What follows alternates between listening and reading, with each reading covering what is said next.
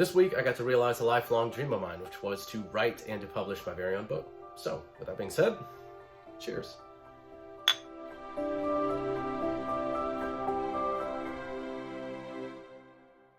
Welcome to Rumble Book Club. I'm your host, Michael Hernandez, and you've probably been wondering where I've been at for the past 10 months. Not a single book review has been released. Well, I've been not reviewing books, I've been writing one. So I spent the past 6 to 8 months writing a book, putting it together, and it's finally out and available on barnesandnoble.com and on Nook. The book is called Dear Graduate. In this book, I wanted to speak specifically to the young and rising generations, kids in their teens going into high school, going into college, and then those young adults going out into the world, going into those careers, trying to figure out how to be an adult in the world. There's so many different things that are assaulting our younger generation, and I wanted to provide a book that gives them just a little bit of hope, a little bit of positive outlooks on life. The book is split into 2 parts. The first part is mental frameworks, and those mental frameworks are how to look at the world in a more positive and healthy way, a way where it's not so full of just dangers and threats that you have no control over.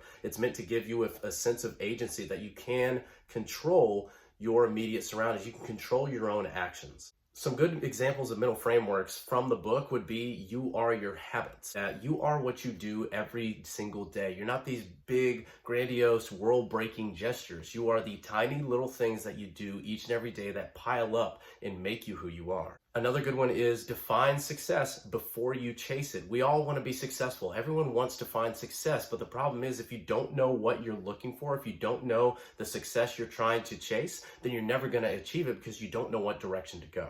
The second part of the book is dedicated just to daily habits, just little things you can do each and every day that can improve your life in small and sometimes even big ways. Some examples from this are use proper posture. Just sitting upright, keeping your head up and chin up level can do worlds for not just the way you breathe, but back pain, neck pain. It can actually affect you physically just from sitting upright, just from using proper posture when you walk, when you sit, even when you're sleeping. Another handy one would be work out 15 minutes a day. It doesn't have to be throwing down 1,000 pounds worth of weight on a squat, anything, whether it's just simple plyometrics, whether it's cardio, a light jog, or a good brisk hike, whatever it is, any kind of exercise, if you just dedicate 15 minutes a day, that alone will do worlds of good for a vast majority of society today, especially young people. It just gets you in the habit of being active. 15 minutes a day, that's not a whole lot. One of the major components of this book that I really double down on throughout the entire book and is infused